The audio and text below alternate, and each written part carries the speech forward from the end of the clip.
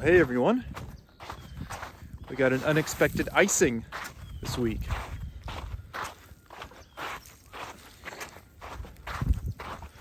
Last night it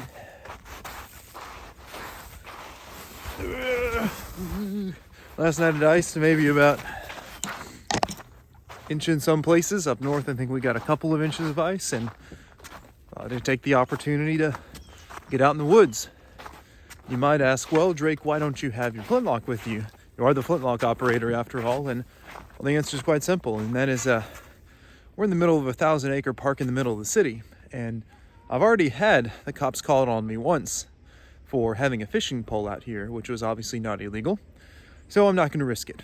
So this is just to show you don't have to be out in the middle of the woods to put your gear to the test.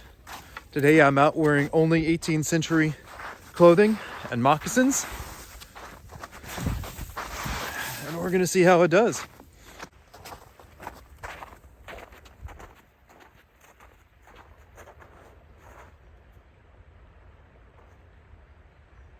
All right, everyone, place your bets.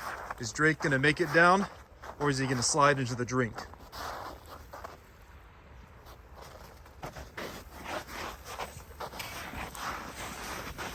Problem number one with moccasins: they are slick.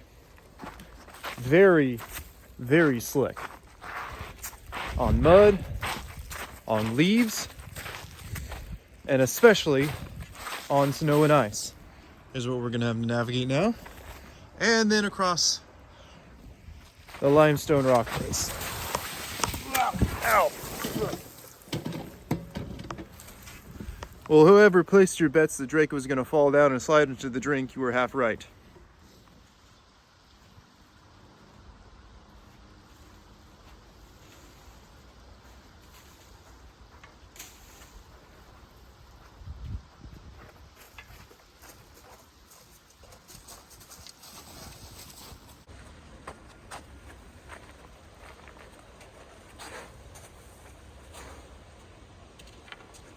I would say follow me, but I wouldn't recommend it.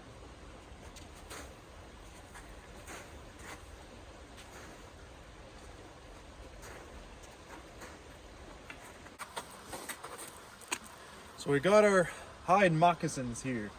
These ones are made out of thick cowhide, and they're tied around the ankle with the little flaps up to keep out as much snow and ice as possible, and obviously with just one layer of leather at the bottom. Now, these aren't really greased, but even if moccasins are greased, it's only a matter of time until the water gets in. So what do? Well, we kind of just have to deal with the fact that our feet are most likely going to get wet. So what do? We wear stockings, and we wear thick wool stockings and socks. And there's also pieces of you can also take squares of wool blanketing material, fold them up, and have them inside of your moccasins as well. So that's one project we're going to be doing, and we're also going to be making a pair of winter-specific moccasins that will come up a little bit higher, as well as we'll have enough room for socks, stockings, and those pieces of those squares of wool that we can fold up and put around our feet. That way our feet can stay nice and toasty. So far my feet aren't that bad as long as I keep moving. It's when you stand still that they get really cold.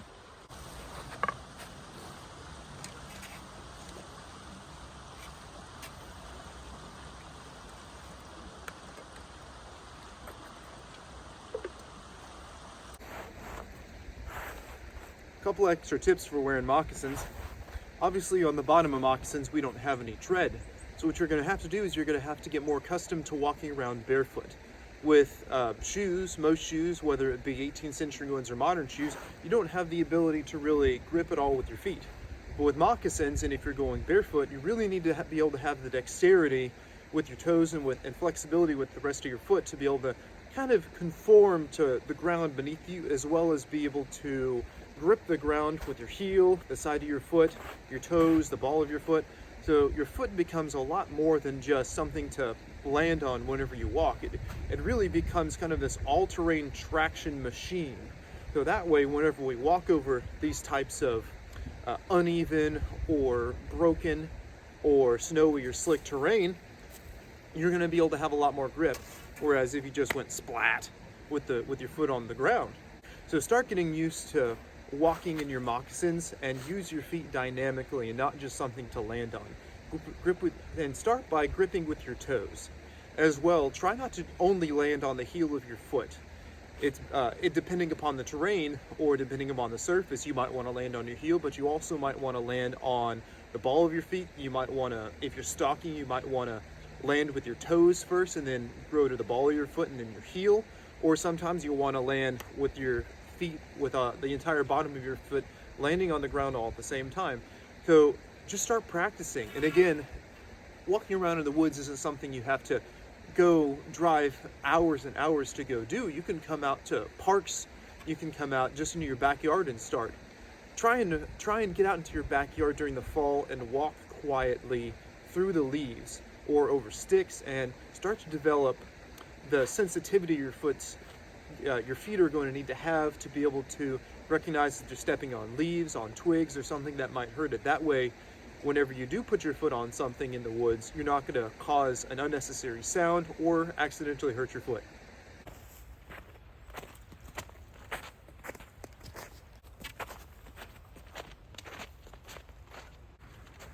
So what else do I need to stay warm? Well, let's talk about that.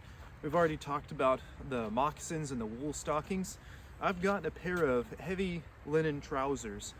You notice these aren't breeches, these are trousers, and let me tell you what, these are way more comfortable than wearing breeches. I've got a pair of wool breeches and they're super tight and they don't work well underneath leggings, and these suckers, they breathe well, they stay relatively warm. In the cold, I don't even have anything on my upper legs and I'm pretty stinking warm right now. The wool stockings come just above my knee, they're gartered off just below the knee, and my legs are pretty stinking warm right now. I've got on just a white linen shirt, I've got on a brown wool waistcoat, and I've got a relatively heavy green wool coat over that. And you'll notice the common theme of linen and wool, linen and wool. These really are, from my experience, some of the best materials you could be wearing outside. They wear extremely well, they wear heavy, they're tough, they're rugged, especially the wool fabrics. I have had this waistcoat for going on 10 years now, and it has never ripped, it's never frayed, and I've worn it for hundreds if not thousands of hours, just in normal life as well as in the woods. So what I have on right here, oh yeah, I forgot, and the wool knit hat. So what I have on right now is going to protect me relatively well from these cold conditions. It would be nice to have something to have on my hands, but I need to be able to work the camera. Oh, one more thing. I also have a cotton 3x3 handkerchief that I have around my neck. If it was going to be raining, I wouldn't really want this, or if I thought it was going to be wet outside, this would cool me off so fast if this got wet. A wool one would be much better. Linen would be a little bit better than cotton. So in the future, I plan on replacing this with a wool, probably smaller handkerchief, but something to keep my neck warm as well as something to keep my neck dry.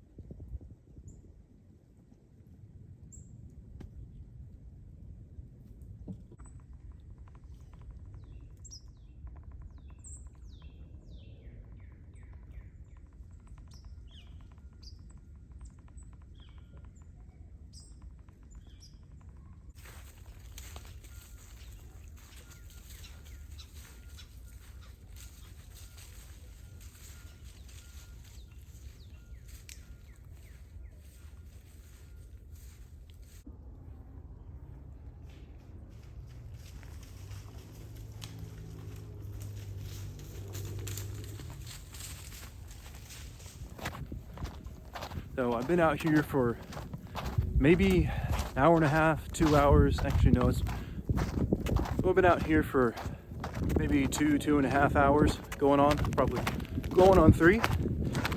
And I'm not cold, not yet anyways.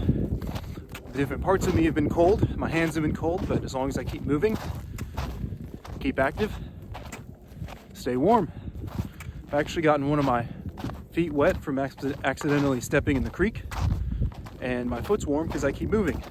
Remember, I'm wearing wool socks, or excuse me, wool stockings, and those are keeping my feet nice and warm. Face is fine, head's fine. With all the other clothes on, I'm all good.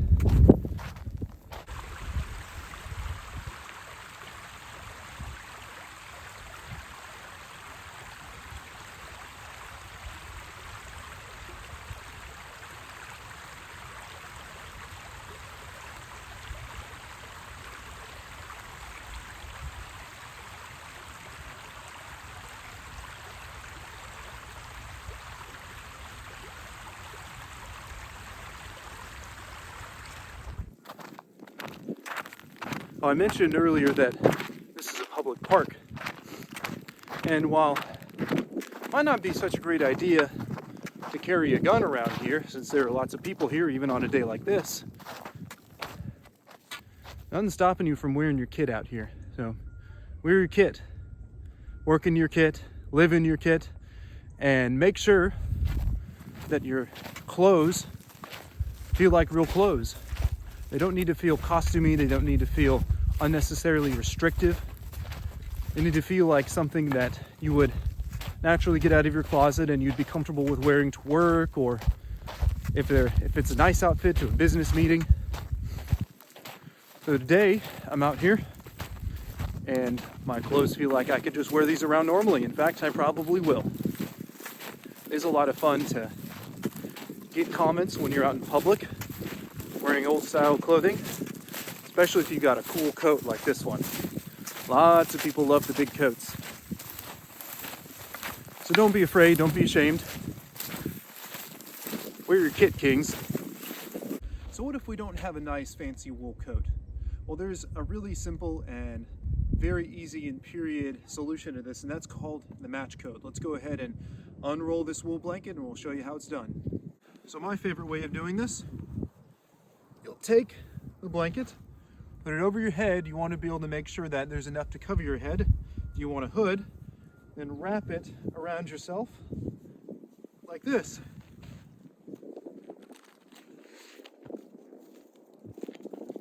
Then we take our belt,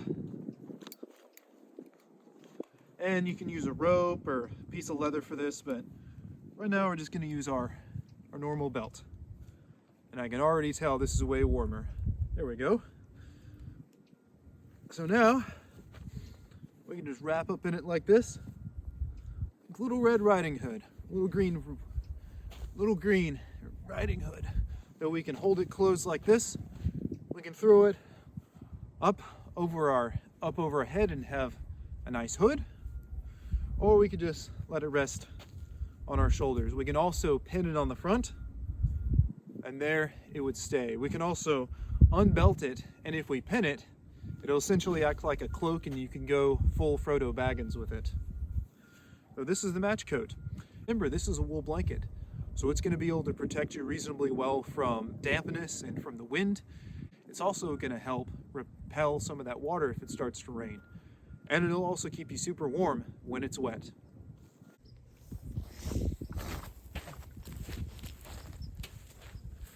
Well, thank you all so much for watching today. I greatly appreciate it. I hope we all learned something today. I know I did on this unexpected icy day.